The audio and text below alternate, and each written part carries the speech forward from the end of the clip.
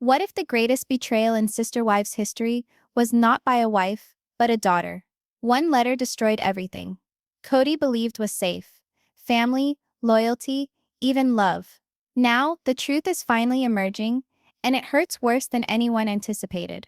You won't believe who finally came forward. And at what cost? Watch now. This one completely changes everything. What if the greatest betrayal wasn't committed by an ex-wife, but by the kid you used to call your own?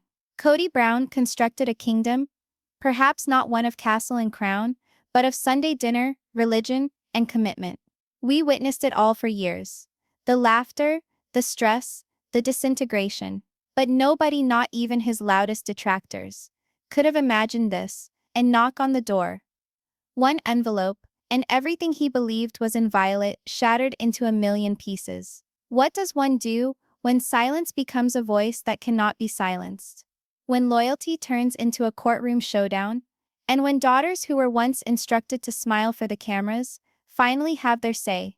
We've been watching the Browns for years, some of us since day one, but this isn't just another installment. It's a reckoning. A time when the family we knew so well had to confront what they'd been keeping in plain sight. And if you've ever wondered what happens when reality TV stops being entertainment and starts reflecting something achingly real, subscribe now to Sister Wives Daily Scoop. You're going to want to hear all of it, because the story that's about to unfold doesn't leave anyone untouched. You may believe you've heard enough of the Brown family soap yet. Today's tale, it strikes on a different level. One soft tap at the door, one envelope, and suddenly Cody Brown's well-established world, constructed over decades of shared dwellings, emotional concessions, and awkward partnerships, came crashing down. The Arizona sun was setting low over the desert horizon in Flagstaff, casting everything in a dusty red mist. Cody leaned against the threshold of his doorway, a pile of legal papers peeking in his hands. It wasn't the cold winter air that caused him to tremble, it was the pain of betrayal. And this betrayal was not from Christine, nor from Janelle, nor even the media. It came from within the one house he believed to be his sanctuary. The very daughter he loved as his own, Aurora Brown, was suing him. Not for a misunderstanding, but for theft of property, mismanagement, and emotional abandonment. Robin's daughter, the same girl Cody once calmed through panic attacks, defended against social media bullies, and treated like family, was now at the forefront of the attack to destroy him. This was not some minor family argument. It was an all-out legal attack. When the papers were served, the internet exploded. TLC's production staff scrambled into action. Fans were shocked. And backstage, the Brown family started crumbling in ways no camera had ever seen. You might have thought Cody's downfall would come after Christine walked out, or after Janelle's heartbreak over losing Garrison. But no. The deepest wound came from the hand he held closest. So what really happened with that Flagstaff property? Did Robin know more than she admitted? And why would Aurora, of all people, be the one to turn? Stay close, because what started as a dream of plural marriage is now unraveling into a national scandal. We're talking fake signatures, hidden emails, millions in limbo, and a final confession so raw that TLC refused to air it unedited. This isn't just TV drama anymore. It's the collapse of a dynasty. Cody stood paralyzed in the hallway of their now empty home. A place that had resonated with laughter and pandemonium now lay utterly still. Robin stood behind him, her phone vibrating in her hand. Aurora's name flashing across the screen. Once more. But she couldn't respond. Neither could he, because it wasn't just a suit. It was everything the suit represented. Years of devotion and hard work, boiled down to legalese and insults. The same girl Cody had invested so much in, emotionally, financially, even spiritually, was now placing his shortcomings before a judge, line by line. And the worst part? Her lawyers had evidence from Robin herself, a long-forgotten email, scribbled off in one of the family's more frenzied periods, had surfaced as Exhibit A. In it, Robin had proposed moving the Flagstaff house into Aurora's name for tax purposes. Cody, preoccupied with the emotional turmoil with Christine and Janelle at the time, had signed off without giving it a second thought. And now email was the linchpin of Aurora's case. evidence, they alleged, of Cody's fiscal neglect, particularly because he'd subsequently attempted to take it back once family tensions began simmering over. The internet imploded. Hashtags such as #Aurora of Cody and #SisterWives Scandal 2022 were ubiquitous. TikTok dramatizations, legal analyses on YouTube, constant Reddit discussion threads. Even TLC attempted to release a statement, but harm had already been done, and ratings were in orbit. Christine sat in her Utah kitchen, drinking coffee slowly, her voice little more than a whisper on the phone. I knew something like this would happen. Janelle was not surprised either. He never saw it coming unless Christine's name was on it. He never thought the dagger would come from Robin's daughter. Simultaneously in Flagstaff, Cody sat by himself in his den, hands knotted in his hair. He wasn't losing so much as a legal battle. He was losing something more, something of a deeper emotional connection to a girl he never formally adopted, but always regarded as his own. And what about Robin? She was disintegrating. Aurora stood opposite Cody in a chilly fluorescent-lit mediation room. Her voice was firm, but her chest felt constricted. Legal documents littered the table between them, each one imbued with memories, errors, and hurts. Cody looked at her, stunned. This was not the same girl who used to plead with him for bedtime stories. This was a woman forged from silence, from seeing her mother cry behind doors. One of the attorneys snapped sharply. Are we pursuing punitive damages? It was a query thrown like a knife. Aurora replied unflinchingly, yes, not for the money, but for him to understand what it's like to be helpless. Just once. Outside the courtroom, Robin sat gripping her hands so hard her knuckles were white. She could hear the sounds of voices beyond the door. She felt the burn of shame in her chest. She knew Aurora was suffering, but this battle in the courtroom was not what she had ever envisioned. Along the way, she'd lost both Cody and Aurora to the same tempest. And the press, they descended. Headlines, interviews, leaked video, every internet corner was analyzing the story, while within the Brown home, the rift intensified. The headlines were unavoidable. Cody sewed by his daughter. Sister-wives civil war begins. Fans who'd been with the Browns for more than a decade were left stunned. Some felt disappointed. Others, a sense of justice. The web was filled with reaction, and forums swelled with longtime watchers who began digging through old episodes, trying to catch the signs they'd overlooked. One Reddit post had this to say: go back to season 17. When Aurora cried off camera, and Cody brushed it off, it was all there. We just didn't want to believe it. Within the courtroom, reporters were later prohibited. But the tension, you could sense it through the walls. Cody sat at the defendant's table, surrounded by his attorneys, but isolated. No wives to his side, no children, only him and the reverberation of decisions that had finally caught up to him. Seated opposite him was Aurora, her eyes fixed on the man who used to tuck her into bed. Then a photograph emerged. A 13-year-old Aurora, clearly distressed, but not from bruises. The agony wasn't in her body. It was deeper. Emotional wounds that had not yet healed. The room sighed. The judge was unmoved. As the testimonies came rushing in, Dayton, Aurora's normally gentle brother, had submitted a sealed affidavit. When read, the room changed.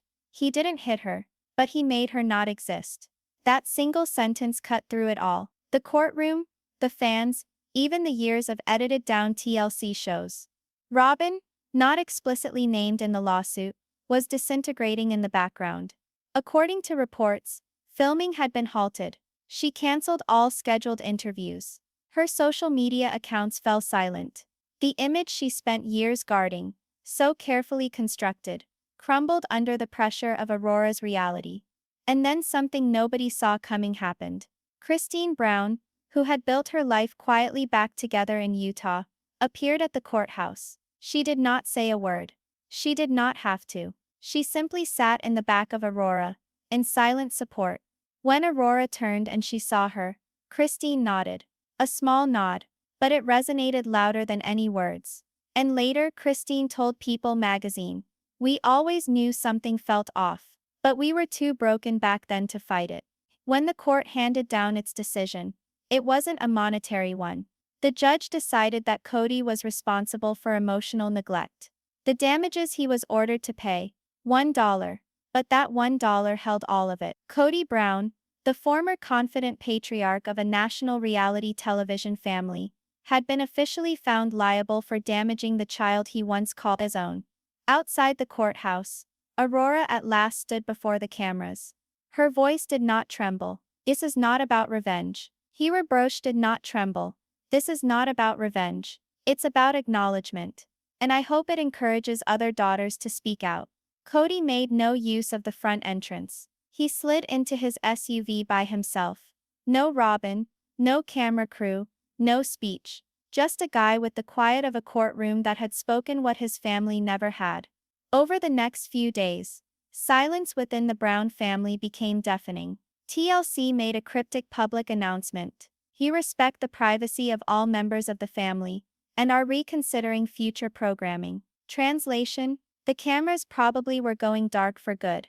Mary shared something enigmatic on her Instagram story. A black screen with the words, "Truth always finds its voice, even in whispers." Peaches were left wondering, was it a show of support for Aurora? A goodbye to the franchise? A warning? Nobody had any idea. Janelle, the most reality-based of all, finally gave her word in a short video. She was in her garden, the wind blowing behind her. Families are messy. Ours, more than most, but I believe in healing, even when it begins with the ugliest wounds. She did not mention names. She did not need to. Her eyes told it all. Robin's world, in the meantime, became a fortress. Her once bustling household, the setting for so many of the show's notorious scenes, now shielded behind privacy screens. Takeout deliveries and the occasional car into the driveway were the only indications of activity. Dayton was seen departing with suitcases. There were rumors that he was living with a college friend, somewhere in Flagstaff. The breakup wasn't only emotional anymore, it was spatial. And Cody, he disappeared. No press releases, no regrets, no interviews. The man who had been portrayed as the face of polygamy on national TV had turned into a specter. Speculation took the place he left behind.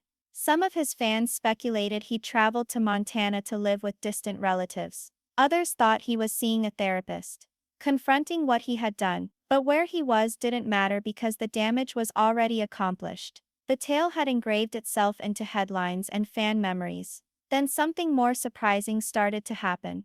The younger crowd began to speak. Aurora's stand in the courtroom had opened a door. Other daughters, her half-sisters, started posting subtle messages on social media. One posted an old picture with the caption, "Behind every smile, a story untold." Another posted a black and white clip of herself singing a slow, heart-wrenching rendition of Radiohead's Creep. The feeling was bare. The messages poured in. New hashtags started to appear. #Brown Daughters. Speak #Sister Wives. Silent no more. Even TLC's ancient message boards, years inactive, burst back onto the scene. But they weren't returning to revel in the show. They were taking it apart, line by line, reviewing every episode with a darker, truer eye. What had once been marketed as a daring cultural experiment in faith and family was now being re-evaluated as a tale of favoritism, silence, and emotional decimation. Christine, no high drama gestures here, began something in hushed tones, an unofficial support group for adult children of polygamous families. "This isn't about destroying families," she explained to the Salt Lake Tribune. "It's about giving voice to the ones who never had one." It all comes back to the same question: what did this family arrangement actually cost them? Not dollars, but silence, identity, and time. In the week after the verdict, the Brown family did not break apart in a fit of screaming or rampage. It fell apart in something quieter, something sad. Silence. The kind that vibrates between individuals who once shared inside jokes and holidays, never to be lost again. The kind that falls into spaces where love once dwelled. Cody Brown, once so boisterous, so adamant, was suddenly nowhere to be seen. No bombastic speeches. No fiery proclamations about religion or fatherhood. No press releases, or Facebook Lives. Just, gone. And in that lack, the world filled the void with speculation. Then Janelle, solid, stable Janelle broke the silence. On Good Morning America, in an interview, she didn't rant or attack. She spoke softly, simply. Cody's abuse didn't begin and end with Aurora. Some of us, we just learned how to conceal the bruises. The emotional ones. She stopped, then added, perhaps we didn't get a word out sooner because we were afraid. We didn't want everything to fall apart. But it's already fallen apart, hasn't it? And with that, the unraveling was irrefutable. In the background, TLC wrestled with regaining control. Crisis meetings were convened. Would Sister Wives make it without the nuclear family structure? Ratings had skyrocketed during the trial. But network suits murmured what everyone already suspected. This wasn't reality television any longer. It was tragedy. But the network approved a special. They titled it, Sister Wives: The Reckoning.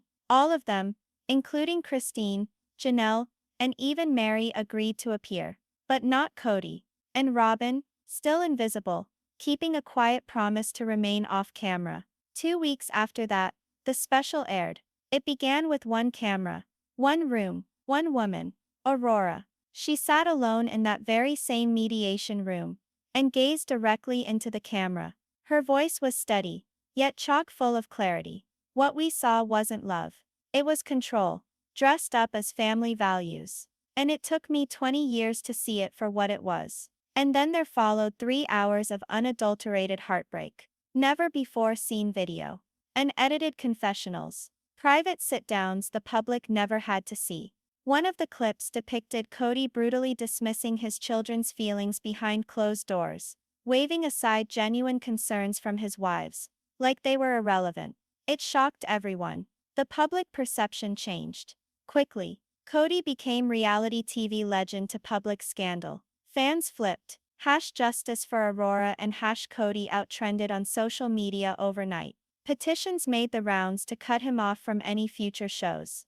Book signings, public speaking engagements, podcast talks, all gone. Even shops quietly removed products that had once featured the Brown family's uniquely ugly love story. Then something odd happened. Mary contacted Aurora. In a letter, handwritten and later published by The Atlantic, she wrote, "I was quiet when you needed me to be loud. I'm sorry. If you'll let me, I'd like to be part of your healing."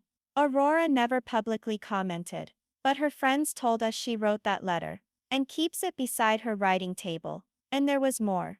Weeks following the trial, Dayton Brown, the quiet face on so many vintage episodes, finally took his turn in the spotlight. Sitting across from Anderson Cooper, Dayton answered with the soft candor that strikes harder than any tabloid headline.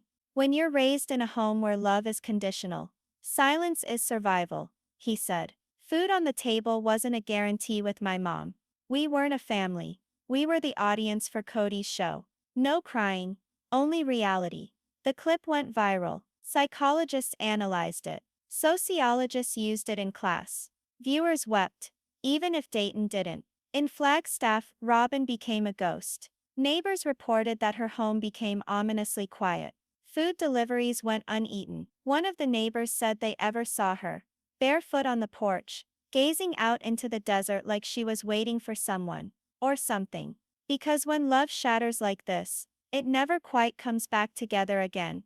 In exactly the same way, the Brown family used to be something to look up to for many. A different perspective on family, love and religion. But now, they were a warning. What had once been reality TV gold was now a slow-motion heartbreak, seen by millions. Storm passed, followed by silence. The family no longer lived together, but as diffused pieces of a constellation that were no longer able to be linked. The TLC cameras that had recorded everything from couch conversations to family meals now turned away from the locked doors. No more interviews. No more game nights. Just text messages unread and voicemails unanswered. Janelle hadn't testified. Aurora hadn't asked her to. But each headline she read felt like another thud on her chest. That evening, after the verdict, Janelle made a subdued call. Christine answered, and Janelle simply said, "You did the right thing by showing up." Christine's voice cracked. "We should have all shown up, years ago." Though the trial ruling had been made, The true aftermath was just getting underway. And perhaps the quietest of all had the most to say. Robin Brown fell off the radar. Not the kind that's all about being private. The kind that scares even those closest to you. She ceased taking calls. The blinds in her Flagstaff house remained closed. Day after day. Her previously active social media accounts, teeming with happy family photos and Instagram-filtered selfies, went ice cold.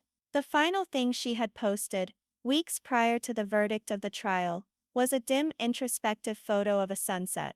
The caption was, "Even shadows can't exist without light." Fans analyzed it like a riddle. Was it a cry for empathy?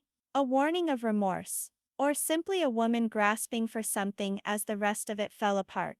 Nobody really knew where her heart was anymore. Had Robin anticipated this? Had she attempted to prevent it? Or had she clung so fiercely to Cody that she drove everyone else away? Behind the scenes, TLC officials worked frantically to put out the fire. Heavy sponsors dropped the show. Production deals were called into question overnight. A proposed spin-off series featuring Robin and her children was put on hold indefinitely.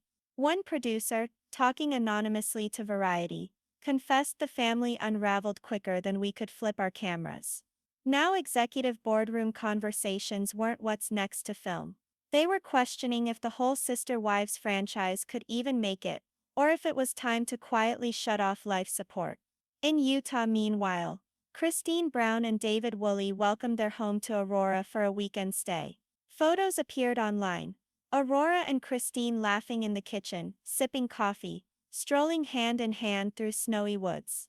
To fans it was a poignant moment, nearly healing. But beneath Aurora's gentle smile, you could still glimpse it, the weight that trauma leaves behind. Because pain doesn't disappear with a court ruling. It just relocates. Finds new homes in the body, in memory and silence. And Cody was nowhere close to cameras. With no wives around him, no appearance, and children drifting away one at a time, there were rumors that he was planning to leave Flagstaff for good. One of his longtime buddies said in an interview with Us Weekly, he really thought he'd control the story forever. But now the story writes itself. Then suddenly came a sighting. One of the few in weeks. A diner. Small town Arizona. Cody alone. The waitress recalled him vividly. He looked so different. Just hollow. I asked him if he needed anything else. And he just shook his head. Whispered, "I've lost everything I can lose." It was one of the few moments that pierced even longtime fans. But the story did not end there. A podcast series named Sister Wives Unscripted released a special 5-part series named The Aurora Tapes. Each episode descended into a different area of the family's disintegration. Interviews with therapists, trauma counselors, even ex-crew members. One ex-cameraman shared something that surprised even veteran viewers. We were told not to record some things, particularly when the children were distressed. They didn't want the story to get complicated. Fans were outraged. Something that had once been harmless Sunday night viewing had become something quite different. A question of ethics, of moral accountability. #Justice for Aurora trended on X for 2 consecutive days. Audiences weren't just opining anymore. They were mobilizing. Petitions, calls for unaired footage, discussions throughout parenting communities, mental health communities, and even on college campuses. And then from the most distant branch of the family tree, came the biggest shock yet. Mary Brown was heard. Yes, that Mary. The first wife. The one who had gone the farthest down the years. The one who had appeared at times to move on utterly. She sat alone in a dimly lit room, her voice steady but heavy with regret, and uploaded a 10-minute video message to Instagram. "I don't know where to begin," she said, gaze firm. "But I know where I failed. I remained quiet when I should have spoken up. I smiled for the cameras, while agony played out just off camera." And then she addressed her words to Aurora specifically. "And to you, I'm sorry." That video went viral. It was reposted by feminist writers, parenting advocates, talk show hosts, and thousands of everyday viewers who had followed this story from the beginning. The message was simple, but it hit deep. Silence is complicity. Cody never made a public statement about Mary's video. But someone close to him quietly shared. He watched it 3 times. Didn't say a word. Just sat there. And with that stillness, a change began to take hold. The Brown family name, once synonymous with polygamy, controversy, and non-traditional love, had assumed a different connotation. Now it was the word for pain, for reckoning, for healing. TLC kept mum officially. But there were whispers that a new limited docu-series could be coming. Not on the Brown family per se, but about what happens when deep emotional trauma gets played out, when it's shrouded in lights, cameras, and sent out to the world. Aurora, on her part, didn't pursue headlines. She just kept going. She began therapy full-time, began taking online college classes. And one day, a fan recognized her browsing a Salt Lake City bookstore. She was reading through a self-help manual, with a soft, unreadable smile. She looked like someone who walked through fire, the fan said. Not burned, just changed. In Flagstaff, a summer storm swept through the hills. Rain pounded the windshield of the SUV in harsh, jarring cadences. Wipers labored, like they were attempting to wash off everything that had transpired. Cody was hunched over the steering wheel, immobile, grasping tightly with his hands. Blank expression on his face. Fixed stare in front of him. But he wasn't actually looking at anything. The radio whispered static, like even the airwaves would not soothe him. This was the man who used to run everything. The father, the husband, the head of the household. But now he was another thing altogether. A man unraveling. Robin wandered around the house like a ghost. The children had given excuses not to attend that evening. School, friends, homework. But Robin understood it wasn't any of that. Aurora's confession had set the fuse. And now their world was starting to disintegrate slowly, agonizingly, around them. She drifted from room to room, not even glancing into mirrors. She did not care to know what looked back. Guilt, remorse, 1,000 unspoken decisions. At last, the front door creaked open. Cody entered, drenched, exhausted, broken. He said nothing, simply dropped his keys onto the counter, shook off his dripping coat, and headed down the hallway. Then slammed the bedroom door, and that noise meant more than either of them were able. Something was shattered. Something between them. Perhaps forever. Far from the quiet in Flagstaff, something else was growing in a courthouse cafeteria. Christine simply took Aurora's shaking hand. "You did something no one else could," she murmured. "You held him accountable." Aurora lifted her gaze. Her smile was weak but firm. "I didn't do it to hurt him," she breathed. "I just couldn't bear it any longer." That evening, Janelle phoned. "I witnessed everything," she said to Aurora. "You were incredible, courageous. I apologize that we weren't strong enough to prevent it when we had the opportunity." Christine, still on the phone, nodded in silence. The bond the women once believed impossible began to form, not by love for Cody, but by shared wounds, by survival. In Utah, Mary sat in her bed and breakfast, watching the trial on TV, alone, in silence. Aurora's voice reverberated through laptop speakers. "He made me invisible," Mary whispered to the silent room. "He did that to me too." The media frenzy didn't let up.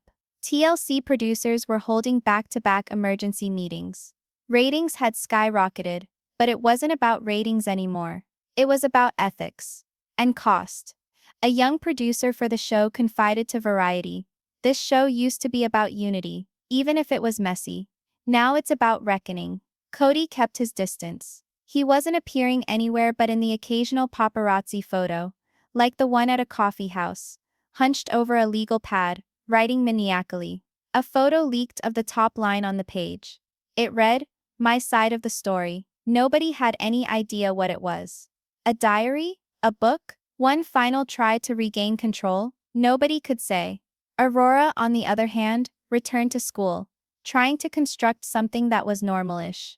But it wasn't simple. Classmates gossiped. Professors offered her sympathetic, lingering glances full of pity. Strangers occasionally approached her in parking lots. Some thanked her. Some needed answers. She didn't talk much until the day she finally stepped into the campus counseling center. I need damage control, she said to them.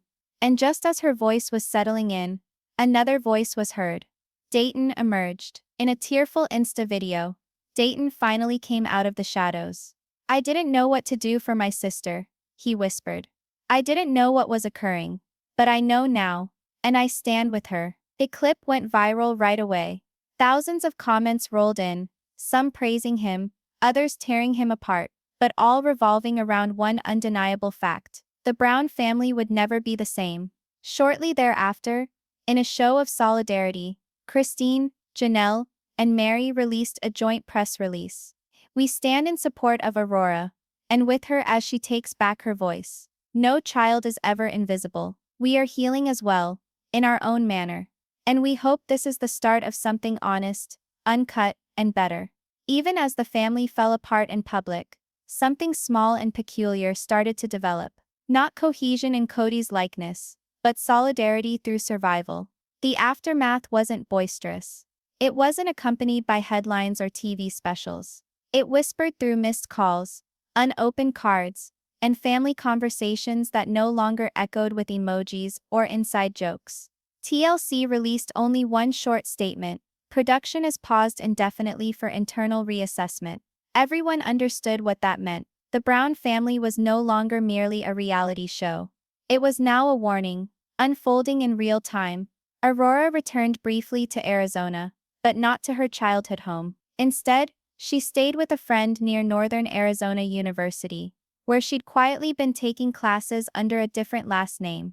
She kept her head down, wore sunglasses indoors, and erased most of her online presence, leaving behind just one post. Healing isn't linear, but I'm not going back. It got 90,000 likes in one day. Inside Robin's once bustling home, the change was obvious. Dayton was quiet, headphones on, drawing imaginary cities where families did not lie. Brianna hardly spoke at all. Ariella stuttered again. Robin drifted through it all like a ghost, her voice hardly above a whisper. In the evenings, she stood at the window, gazing out into the darkness, listening for the phone to ring, or Cody's SUV to come back. It never did. Cody had disappeared from view. Paparazzi got one shot at a small-town filling station. Baseball cap tugged low, unshaven beard. When asked about the verdict, he mumbled, "I wasn't perfect," and drove away without even filling her up. He was said to have rented a small apartment at the outskirts of Sedona, just a few blocks from the very cul-de-sac, where he once envisioned a kingdom. Christine's end stood by him through it all didn't go unnoticed. She was the North Star of sorts, applauded by fans as the serene anchor amidst the fallout. She also created a podcast known as After the Escape, all about recovery from emotional abuse and intergenerational trauma. Episode 1: Invisible Daughters. Her guest, Aurora, using a pseudonym, her voice changed, but her message clear. Janelle too came back, not with a statement, but a mere photo of her bookshelves. Titles were Toxic Parents, The Body Keeps the Score, and Daring Greatly. Caption: We're all learning, even the ones who left late. Mary shared her own quiet message: one candle alone in darkness. Text over text. Some stories we bury, some stories bury us. Others, we finally tell. Public reaction was firestormed. Was it about Aurora? A dig at Cody? A goodbye to the franchise? Mary never responded. But she never removed the entry either. The media firestorm gradually died down, but its emotional waves continued to radiate outward. One support group for emotionally battered teenagers reported a 300% increase in contributions, many labeled in honor of AAB. Psychology bulletin boards glowed with posts headed, "When Your Father Chose Silence and the Agony of Being Ignored." The Browns were no longer just a TV family. They were a movement, but not everyone was happy about that shift. TLC attempted to shift behind the scenes, spinning off documentaries, fresh takes, life after plural, broken roots, healing wives. Nothing panned out. Audiences weren't demanding more soap. They were demanding accountability. And Cody, he rejected them all. Not because he didn't have a financial need. He did. but because no network could write a redemption he hadn't earned. One day, Christine appeared on Robin's doorstep. No audience, no cameras, just two women who had ridden out the same storm. They sat without a word, until Robin finally spoke. I didn't cover for her. Christine nodded. Neither did I. But we can still demonstrate we're listening now. Robin wept. And this time it wasn't for herself. Months went by. But that courtroom echo never really subsided. Aurora went back to school quietly, taking peace over publicity. Her name was a whisper, a hymn of identification for girls who never got to voice. Robin vanished from the public eye. Her polished social media persona disappeared, and in its place was left one quote on her deactivated profile. Some storms break homes. Others reveal their cracks. Cody never came back to television. TLC dropped Sister Wives quietly. No goodbye episode. No reunion. No ending. Just silence. A silence bigger than anything they ever screamed on tape. And yet, within that silence, something true was planted. Not a win. Not a tidy conclusion. Just a gentle, consistent truth. One that no longer had to yell to be heard. This isn't over. Not by a long way. If you've read this far, you know this isn't about polygamy.